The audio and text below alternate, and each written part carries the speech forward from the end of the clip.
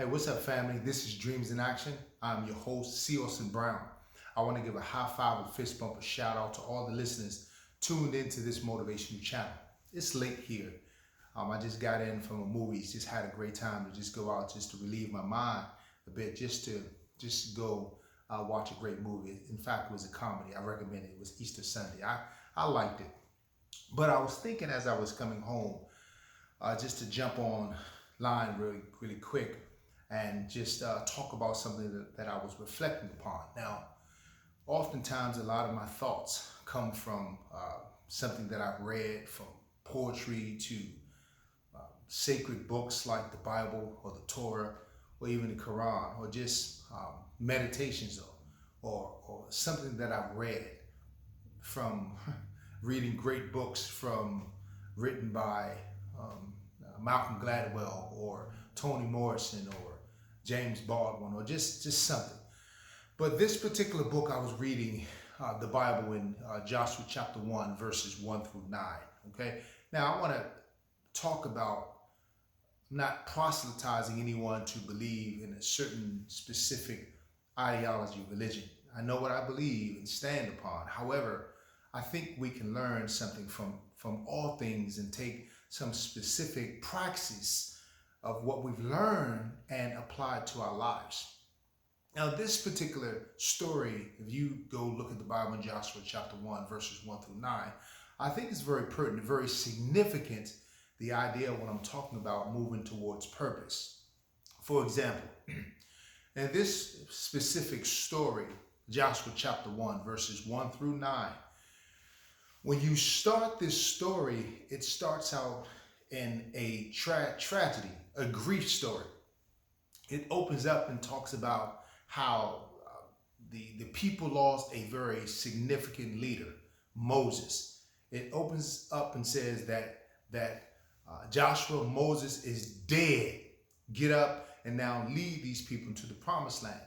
When I opened this message up or was reading it, I come to this understanding that Joshua and thousands of people were at a significant loss. They had lost someone who was very dear to them, Moses. Moses had been with them for 40 plus years. I mean, just leading them in the desert, out the desert, and out of captivity into, trying to walk toward freedom.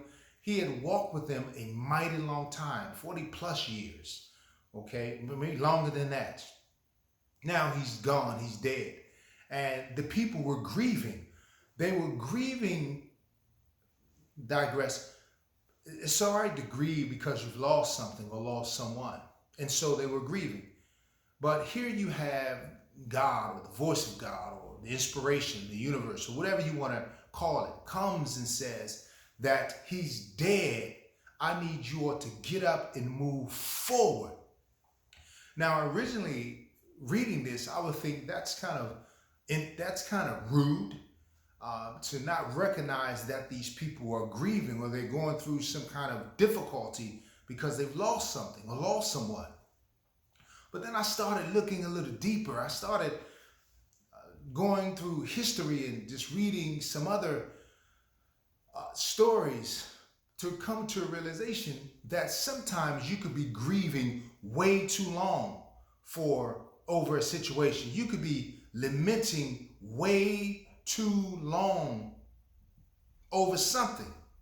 For example, there's another story, I think in Ecclesiastes, that says that there is a time and a season for every occasion. A time to be born, a time to die, a time to celebrate, a time to hold fast. Whatever it is, there is a time for everything. And they had a right to grieve, but they were grieving long past the time of grief. And as a result, they became stuck. And so it brings me to the point in our own lives. Sometimes we can be grieving over something way too long. We can be grieving over some past challenges, some past trauma, some things that has taken place in your life when you were 5. I'm 52 now. I can't even remember when I was 5, but your body remembers, right? There's a writer who wrote this piece called The Body Keeps the Score. And the body always remembers pain or traumas or things that has taken place in your life. And if you never process it, those things can continue to keep coming up. And so as a result, we have to take the past, to process it in the present, that we can move forward to deal with it. And so we find in this open text that Joshua is confronted to deal with his situation. And so I want to confront you tonight, or wherever you are this morning or this afternoon. I want to confront you today and ask you the question: how long are you going to mourn? How long are you going to grieve? How long are you going to continue to bring up everything to keep you stuck in the situation that you're in? Is it the man? Is it your past? Is it that someone was not there, or what you didn't get, or what had happened? What had happened was, how long shall we stay stuck in a situation that keep us dormant to not move forward to what's ahead of us? And so Joshua is confronted with a unique question and I direct: how long are you going to mourn? Moses is dead. That's the reality of it. The situation is over. You can't bring it back. How long shall you stay stuck in this situation? How long shall we keep making excuses? Well, my body is not what it used to be, and it never will be. How long will we keep doing those things? And so if we keep making those excuses, we find ourselves not moving forward. And so there has to be some confronting. There has to be some looking at the situation and making a decision to move forward. And when I look at this story, the universe, God, or as I was reading this, Yahweh, God says, hey, listen, I want to now encourage you. I want to encourage you as someone to continue to get up and now lead others forward, Joshua. You get up and take these people into the promised land. Now, let me begin to unpack this thing. Because I think in verse 3, 5, 7, or 9, as you read through it, three things that happens, the God, universe, whatever, Yahweh says, he says, number one, I'm going to provide for you. I'm going to protect you. I'm going to keep my promise. This is very interesting as you read over it. He says that every place the soles of your feet tread upon, I shall give it to you. There is some provision. If you read the story of Joshua's life and Moses, when he was with Moses, God provided everything they needed. And so everything that they had needed in the past, even in their present, God provided. Now, let's just take God language off this situation, this story for your own life. If you look at your own life, right, even when you were growing up, perhaps you were one who would receive government cheese, or you got your clothes from the Goodwill or from church. I don't care. Somehow you were able to get into certain colleges, even if you got a loan or someone showed up with the grant. Was there provisions made for you then? So how do we begin to get amnesia and forget how we were provided for then, to somehow come to the conclusion that when we need to move forward, provision will not be there? I want you to reflect upon your own life. As clinicians and therapists, we have this one modality that talks about solution focus. I want you to think about it. I want you to go back to AIT, pharmacy tech school, or college, or university, or whatever situation. I want you to bring up something. I want you to bring up a situation where you were successful. Somehow you were able to provide a way, or somehow the situation that occurred, it was provided for. I want you to reflect upon that. I want you to take a moment and just think about that. I want you to sit with that for a second. I want you to receive that. I want you to experience it. Because then I'm going to ask the question then, how can you do more of that? How can you begin to allow what took place then, your faith, you believed, you trusted, you kept moving forward and something worked out, or you begin to strategize, you thought these things through, and somehow you were able to provide in this situation, or you were able to receive what was ready for you to make provisions. So why do we get amnesia now? Why do we allow situations to occur in our lives that somehow, whatever the situation that takes place, that we will not be provided for? The other piece, as I'm reading over this story, that everything that Joshua and these people needed, when they needed manna or food, God provided this great manna from the sky and fed them.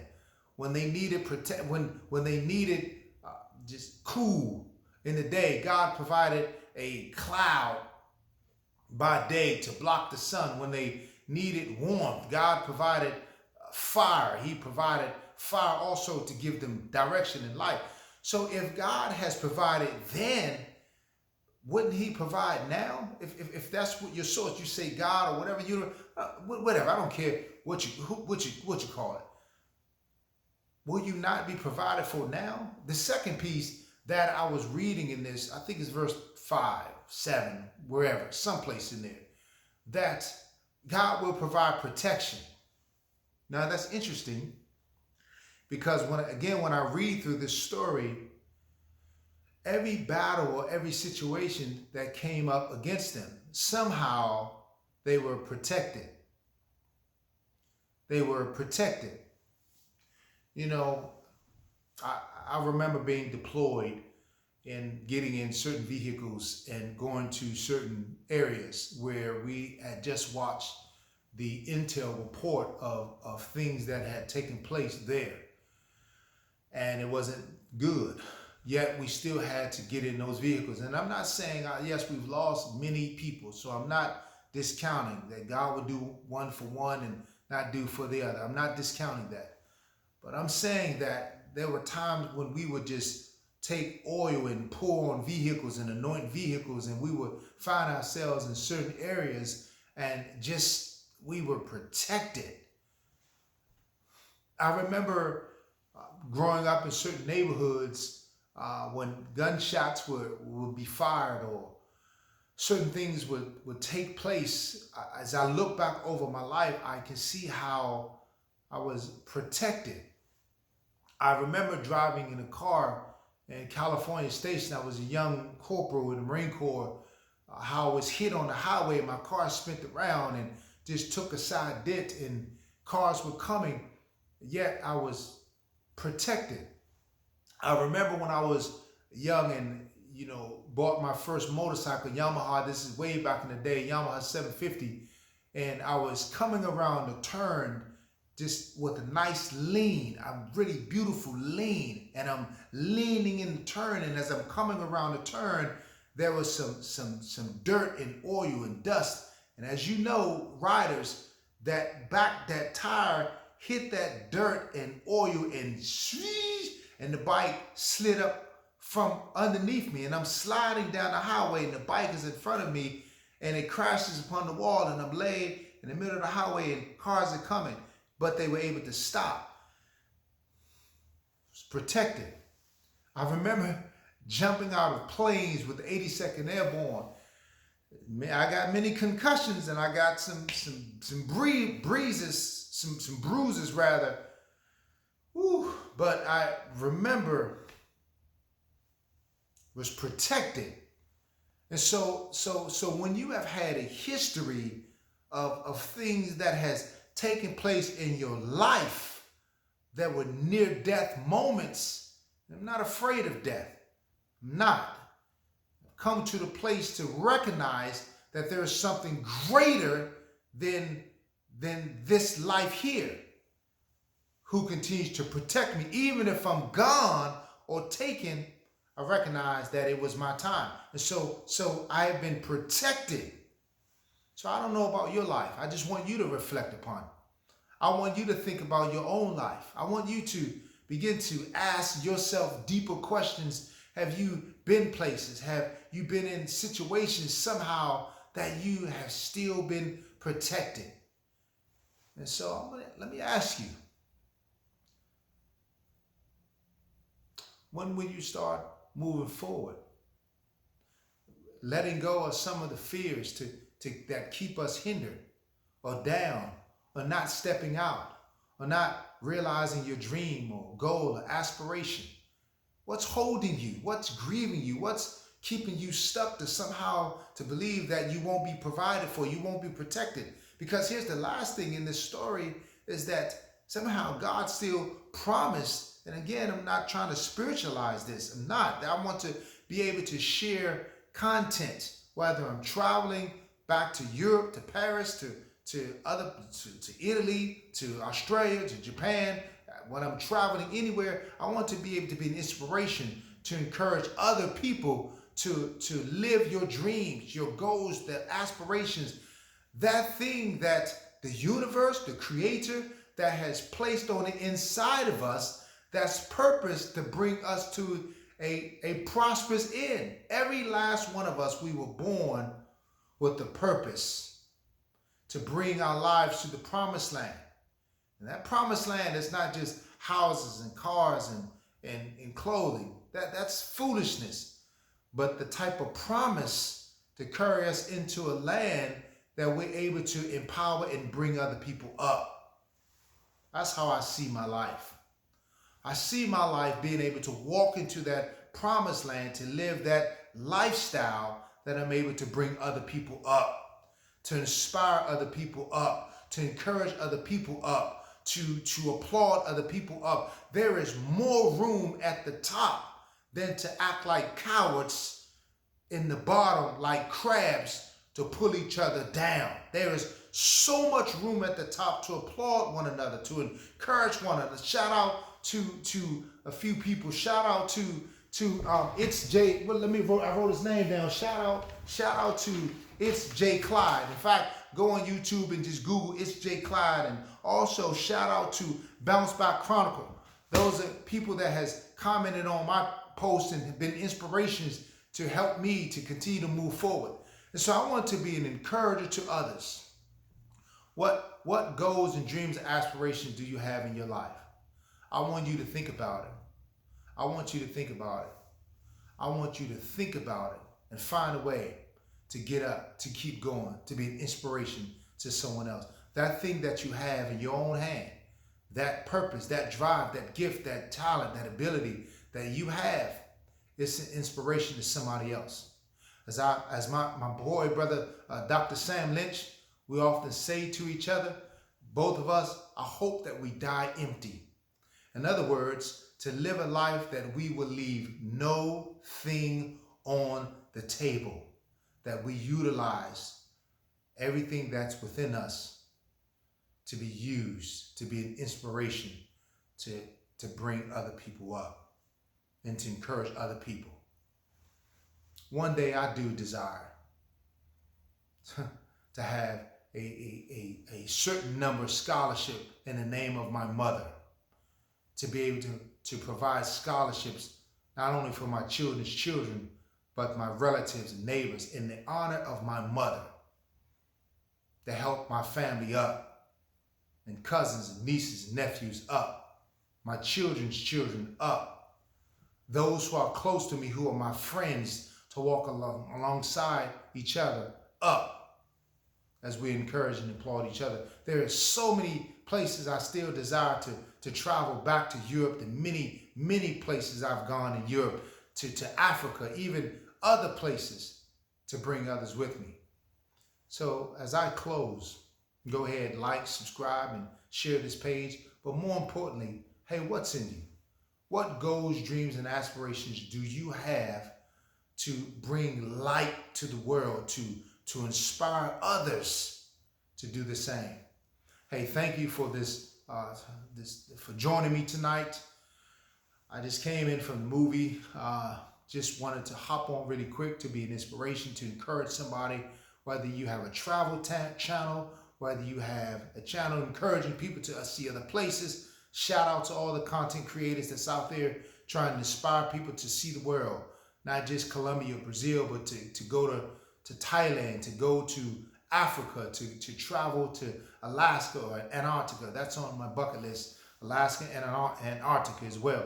And so I want to encourage those content creators to keep writing, to keep doing what you do. Those artists, keep painting. Those singers, keep singing. Those poetry writers, keep writing poetry. Keep doing what you do as an inspiration to empower others up. Hey, thank you for joining. Look forward to talking with you soon. I'm C. Orson Brown. This is Dreams in Action. Talk with you soon. Talk with you soon.